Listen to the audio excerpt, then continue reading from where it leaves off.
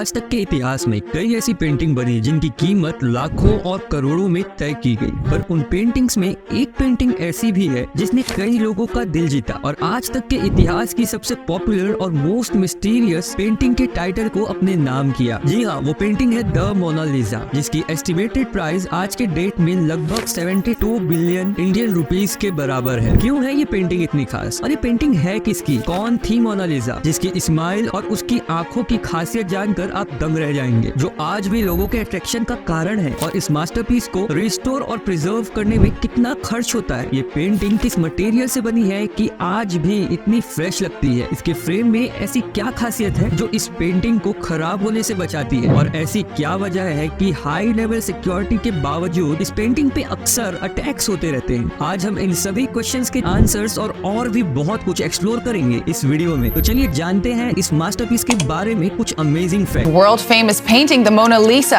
Da Vinci's Renaissance icon became the unlikely target. Mona Lisa by Leonardo da Vinci. Mona Lisa, the world's most famous artwork.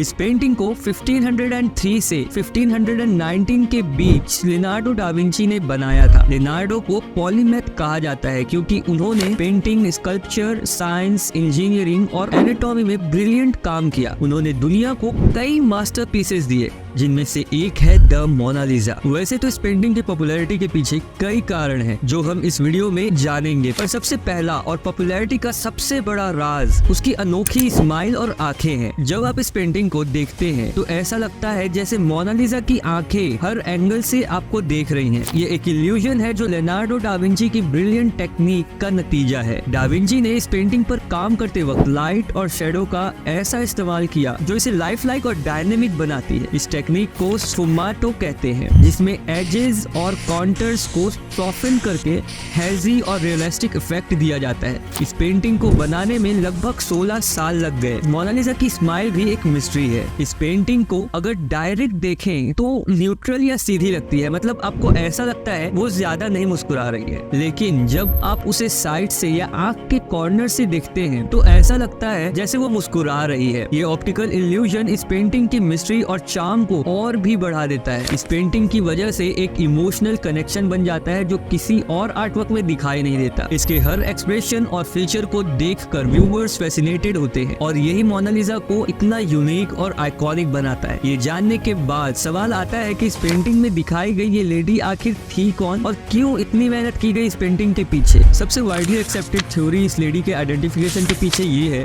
कि Mona Lisa da Vinci के father के friend del Giocondo की पत्नी Lisa गेरार्डिनी का portrait है। इस theory के पीछे कुछ सॉलिड रीजंस हैं। 19th सेंचुरी के हिस्टोरियन गिउसेप्पे पेलेंटी ने इस थ्योरी को पॉपुलराइज किया और फ्लोरेंस के रिकॉर्ड ने भी इसे कंफर्म किया। मोनालिसा को ला जियोकोंडो कहने का रीजन फ्रांसिस्को डेल जियोकोंडो के फैमिली नेम से जुड़ा है और फैमिली रिकॉर्ड में लीजा गेरार्डिनी का नाम मिलता है। लियोनार्डो डा विंची के नोट्स और राइटिंग में भी मोनालिसा के पोर्ट्रेट में लीजा गेरार्डिनी का नाम मेंशन होता है। आर्ट हिस्टोरियंस ने मोनालिसा के फीचर्स को लीजा गेरार्डिनी के डिस्क्रिप्शन से मैच किया, जो इस थ्योरी को और वैलिडेट करता है। लेकिन ये सिर्फ थ्योरी है। कई लोग मानते हैं कि ये पेंटिंग उनकी एक सीक्रेट लवर के पोर्ट्रेट हो सकती है। वहीं दूसरी ओर कुछ स्कॉलर्स कहते हैं कि मोनालिसा के फीचर्स और एक्सप्रेशंस उनकी अपनी फेमिनिटी को रिफ्लेक्ट करता है, क्योंकि लियोनार्डो डा विंची को अपने आर्टवर्क्स के जरिए अपने पर्सनल इमोशंस और कॉन्सेप्ट को एक्सप्लोर करना पसंद था। लियोनार्डो की आर्टिस्टिक एक्सपेरिमेंटेशन के दौरान उन्होंने फेमिनिटी और आइडियलिज्म को अपने पर्सपेक्टिव से डिपिक्ट किया था। हिस्टोरिकल डॉक्यूमेंट और लियोनार्डो के नोट्स भी सजेस्ट करते हैं कि उन्होंने अपने सेल्फ रिप्रेजेंटेशन को एक्सप्लोर किया, जो इस थ्योरी को सपोर्ट करते हैं। ये अल्टरनेटिव थ्योरीज इस पेंटिंग को एक और लेवल की मिस्ट्री और फैसिनेशन देती है। मोनालिसा के आइडेंटिफिकेशन के मिस्ट्री के पीछे कई सारे रीजंस हैं, पर मेन रीजन है लियोनार्डो की सीक्रेसी। लियोनार्डो अपनी सीक्रेसी के लिए फेमस है और उन्होंने शायद मॉडल की आइडेंटिटी इंटेंशनली एम्बिग्यूअस की थी। हिस्टोरिकल रिकॉर्ड्स भी टाइम के साथ लॉस्ट या अल्टर्ड हो गए हैं, जिससे पेंटिंग के प्रोविनेंस को वेरीफाई करना मुश्किल हो गया है। Material used in this masterpiece.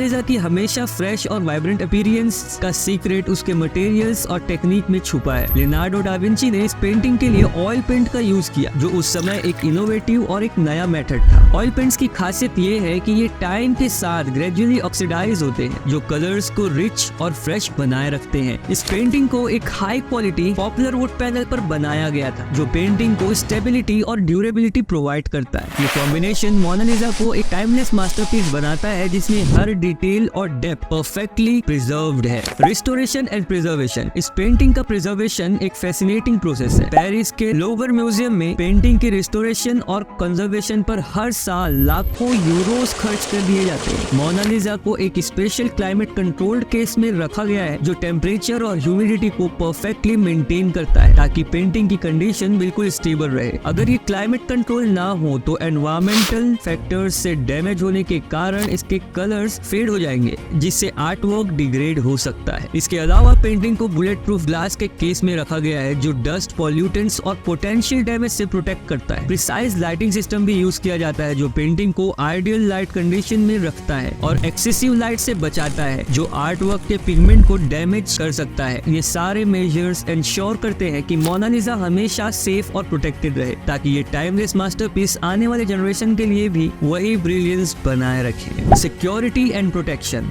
Mona Lisa की सिक्योरिटी के लिए लूवर म्यूजियम में एडवांस मेजर अडॉप्ट किए गए हैं। पेंटिंग को 24/7 सीसीटीवी कैमरास के जरिए मॉनिटर किया जाता है, जो हर एक्टिविटी को रिकॉर्ड करते हैं और सिक्योरिटी ब्रीचेस को डिटेक्ट करने में मदद करते हैं। म्यूजियम में ट्रेंड सिक्योरिटी गार्ड्स हमेशा प्रेजेंट रहते हैं, जो पेंटिंग के आसपास के एरिया को मॉनिटर करते हैं। मोनालिसा को एक रेस्ट्रिक्टेड एरिया में रखा गया है, जहां सिर्फ ऑथराइज्ड पर्सनल ही एक्सेस कर सकते हैं। पेंटिंग को एक हाई सिक्योरिटी डिस्प्ले केस में रखा गया है, जो स्पेसिफिक प्रोटोकॉल्स के थ्रू ही ओपन किया जाता है, और इमरजेंसी सिचुएशंस के लिए स्ट्रिक्ट प्रोटोकॉल्स हैं, जो इंश्योर करते हैं कि किसी भी क्राइसिस में मोनालिसा को तुरंत सेफ लोकेशन पे ट्रांसफर किया जा सके।